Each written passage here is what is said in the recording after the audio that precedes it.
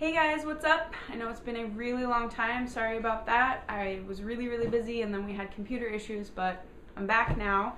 I'm going to talk about my trip to Estonia in 1999 with my college choir. It was a fantastic trip. It was my very first time out of the country. I was 18 and a half. I wasn't yet to 19. It was a crazy trip. That's a really, not exotic, when I think exotic I think the jungle, but it's a really very different place to go for your first time out of the country in my opinion. So it was really cool. I went with my college choir. It was my first year out of college. Jared was also on that trip. He had been to Estonia in '96 with the same college, but it was like a shorter trip with a smaller group. So in '99 it was between 40 and 50 people that we took. A few adults, we were all legal adults, but our choir director and a couple other people that weren't in the choir, and then college kids, crazy college kids between the ages of 18 and 24, some of whom that was their first time out of the country as well. We were there for 30 days.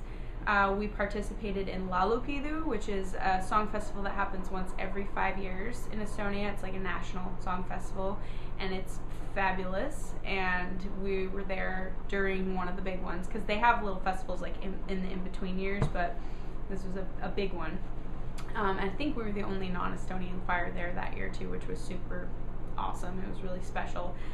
We just had a lot of really unique experiences that you can't just have as an average tourist, because we were a visiting choir. We stayed with homestays while we were there. We were there for a whole month. I don't know if I mentioned that already. And we traveled all over the country. We stayed in Tallinn mainly. That's the capital city, and that is where our homestays were. But then we would leave for a week at a time and get on this giant bus and travel all over the country. And we had all these different concerts to perform, choir exchanges where we would perform and then the local choir would perform for us, and then we'd have a big party afterwards. And we also participated, when there's one of the big Laulupidu festivals, the once every 5 years, some of the other smaller cities outside of the capital city have their own Laulupidu before the big one in Tallinn. So we also participated in one of those in a city called Tartu, which is a university town. And then there was also a jazz festival going on, which all of the college kids that went, all the choir kids that went, were people that were members of the chamber choir, which sang chamber music, choral, classical things, and then 2 different jazz groups. So lots of people, lots of music. I think that's the most songs I had memorized, choir songs at any given time. We performed so many songs. It was really pretty awesome. It was a good stretch of the mind and the voice and everything. But anyway, I'll just get right down to it.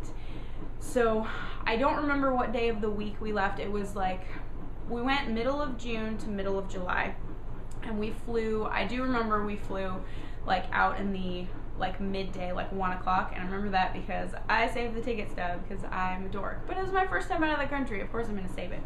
So we flew from Portland to San Francisco, and then San Francisco to Helsinki, which that was a 10-hour flight from San Francisco to Helsinki, Finland. And I had only been on a plane once before this, a connecting flight, but that's it. And so this was crazy to me, 10-hour flight. And I'm just gonna let you know that they did start serving alcohol as soon as the plane took off, and as someone who is under 21, which is the drinking age in the US, that was awesome. I mean, pretty much half our choir was under 21, and so we were all excited, oh, we can actually drink in public. College kids. So we get to Finland, and after really long flight, didn't sleep at all. We were all so excited. I think very few people actually did sleep. And then we had another plane to catch that was just an hour over to Estonia, and we got to Estonia about 5 in the afternoon, something like that. And we get to the airport, the old airport, if you guys have watched my other Estonia videos, that's just one big giant room. So we get our bags, and right away, one of my suitcases, which I packed 2 ginormous suitcases. This is another sign of I had never been anywhere before, because I really didn't need that many clothes. But I was going to be there for a month. I had no idea what the weather was going to be like. I had 2 giant suitcases. The handle for like when it's tipped horizontally had been broken. I don't know which airport broke it, but it was kind of an important handle because the bag was so heavy, and so it was broken right from the start. So that kind of sucked. But we were all kind of delirious because we'd been up for a really long time and been flying, and flying just makes you tired. So we split off into homestays. There was just a bunch of, all our homestays were members of other choirs that lived in Tallinn. And so we were so many people, we had to double and triple up. And I think there was one place where four choir members from our choir stayed at one place. So my friend Teresa and I decided to double up. Teresa was in chamber choir and the other jazz group. I was in one and she was in the other. So we decided to room together. And then our friends Kevin and Sherry, who were a couple, they roomed together, of course, because they were a couple, and their apartment wasn't very far from our apartment, so we ended up going places with them a lot. Not always because we wanted to, but just because it was convenient. So anyway, we split off. Our homestays took us home, and he gave us a key. He gave us just one key because we were going to be together pretty much all the time. And that's when we found out that Sherry and Kevin were staying really close by. And we were staying in an area that in English they call the Russian ghetto. And it's basically just a bunch of old Soviet style apartments, like the old concrete block apartments. So not the prettiest things to look at, but everyone who lives in them makes it really nice on the inside. And it was a big shock for me because, like, again, I'd never been anywhere. So I was like, whoa. And they lived on the 5th floor with a broken elevator. 2 giant suitcases, Amanda. Not a good idea.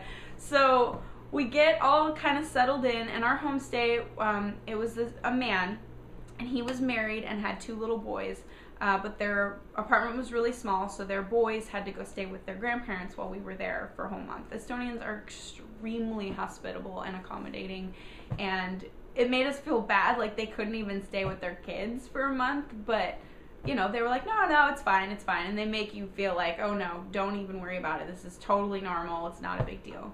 And so we took over their boys' rooms, which had bunk beds, and our suitcases took up like the whole floor. And right away we got our key from our homestay, and he asked us if we wanted some saku, which is some beer. And we were like, sure. So we each had a beer and got our cameras out, and we were all excited, like, oh, we're finally here. And we decided to go exploring with Sherry and Kevin. And exploring meaning, I don't know, we were just going to go for a walk. Now, I didn't think we were going to go very far, so all I had with me was the key, which was around a string around my neck, my sunglasses, and my camera. I did not bring my passport, any money. We didn't bother to find out what our actual street address was, which would come in handy with what I'm about to tell you. So we went strolling along, and our apartments were pretty far outside of the city. They weren't like in town. It was about a 15-minute walk, like just straight walking, because we walked a lot and didn't take the bus very much. And so we actually got on a bus first, because there's a bus station really close to, you know, our apartments. Got on a bus, rode over down the street, and then we saw Lauluvaljak, which is the dome, the Laulupiidu dome, which I think I've told you about already. And we were like, oh, we recognized it from pictures. We're like, let's go, let's get out. So we got out, and there's like a park area all around it. And at the time, there were these big, like, billboard type things with graffiti. I don't know if it had been an art show or something. So those were all put up there, and we're just like, rolling down the hill, having a good time. And it was really gorgeous outside. The sun looked amazing. We walked all the way across the Lauluvaljak grounds, and the water's on the other side. The Baltic Sea is over there, so we were like, oh cool, we're at the water. And we just played in the park and walked along the water, which was like, the shoreline was like big boulders, and Teresa and I are like goofing off and posing, and the sunset was beautiful, but the sunset kept going on and on and on. And this was the big shock, is over here the sunset lasts, you know, in the summer it lasts longer than it does in the winter, of course, but it never lasts as long as it does in such a country, or a country that's so far north. And so we were thinking, judging by where the sun was in the sky, we were like, oh, it's probably like, maybe it's like 9:30 at night. It was like 11 o'clock, 11:30 at night, and the sun wasn't really down yet. And we were like, holy crap, we need to go home. But Kevin was still like, no, let's go get a drink and then we'll go home. So we went a little bit further into town, and went to a store or something like that and got a drink, and then we decided, okay, it's dark now, we should go home because it's after midnight and we've been up for like who knows how long. Well, we didn't pay attention to which bus we had taken, got on the wrong bus, took us to completely wrong side of town. Not like bad side of town, just not where we needed to be.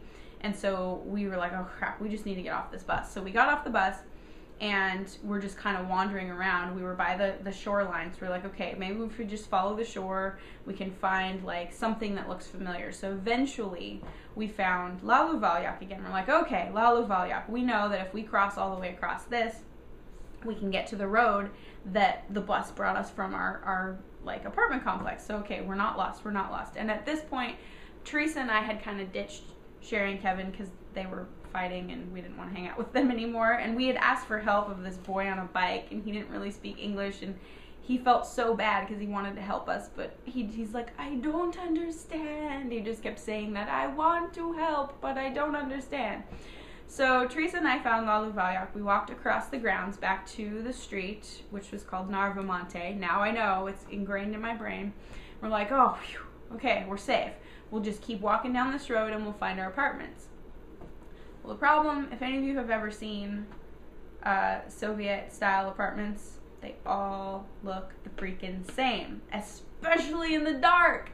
And so what we did not memorize yet was that we walked down the road and there was a big S-curve and then our apartments, but there were apartments before that S-curve. And we didn't remember about the S-curve because we had done it only on a bus so far. So we went to the wrong apartments. We went to the ones before the S-curve in the road. And we're wandering around, and we knew it wasn't our apartments because in front of our apartments was an old abandoned school building. And there was no school building, and so we're like, oh, we're so tired. It was like 2 a.m.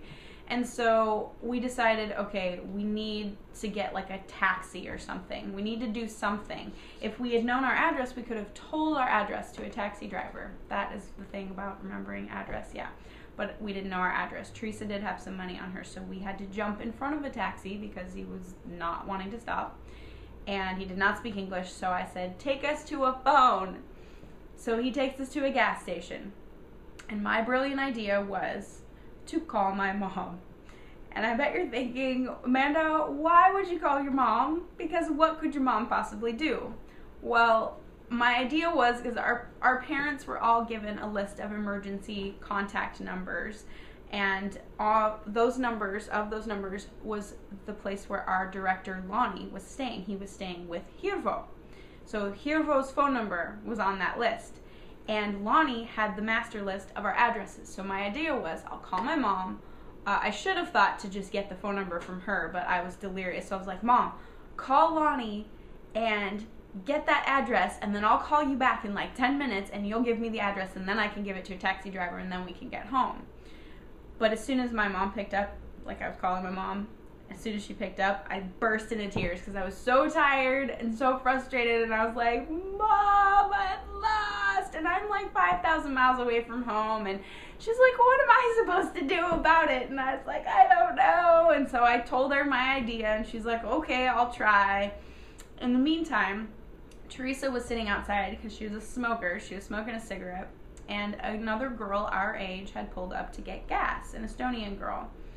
And Teresa had struck up a conversation with her, and this girl, so nice, felt bad for us and offered to drive us around in the general vicinity of our apartment complex till we recognized our apartments. And so, being delirious and an inconsiderate 18-year-old, I did not call my mom back. I didn't call my mom back for a week, actually. And so when I finally called back, she's like, oh, glad to know you're not dead. So anyway, this girl was very nice. We got in her car. She had a giant dog in the back that was practically sitting on top of Teresa. We found our apartments. Our homestay was waiting up for us, and he had to work the next day. We felt terrible, but I'm sure he was scared like, crap, I lost the American kids already. So we went to bed, and we did not get a lot of sleep because we had to be up in the morning to go meet like the rest of the choir. And the next day, people were like, pss, pss, pss, like whispering because the rumor was going around, the true rumor, that someone had called Lonnie in the middle of the night because someone was lost, but they didn't know who it was. So we didn't fess up until after the trip because it was embarrassing.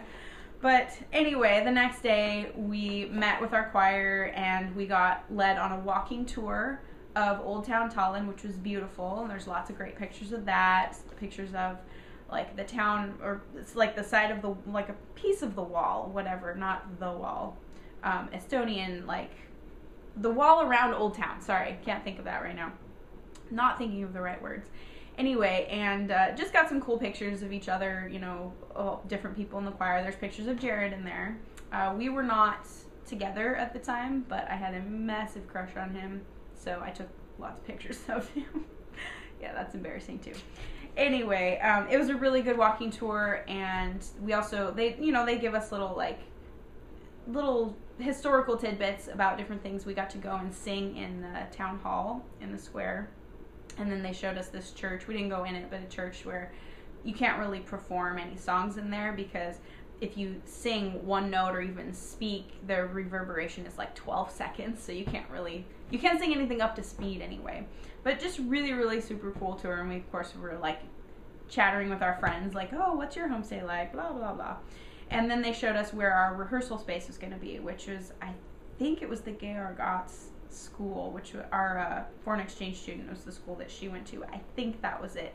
And it was a really long ways outside of town, or it seemed like it. And from where Teresa and I were staying, our homestay's house, it was a 45-minute walk. Kind of crazy. But anyway, I bet this video is really long, and I've only told you one story so far, so I'm going to cut this off. I don't know how many videos I'm going to do. It just depends on how many stories I have to tell, or that I'm going to tell you, and how long it's going to take me to tell them. So that's pretty much what this set of vlogs is going to be. It's just me telling you silly stories about what happened to me, or you know, just really cool experiences. And less of like, this is how you can go to Estonia and do all of these same things, because you can't do the same things I did. But anyway, you could try, but it would not work. So good to be back, and hopefully you guys will enjoy hearing about this trip, because it was a fantastic experience for me. So anyway, until next time, bye.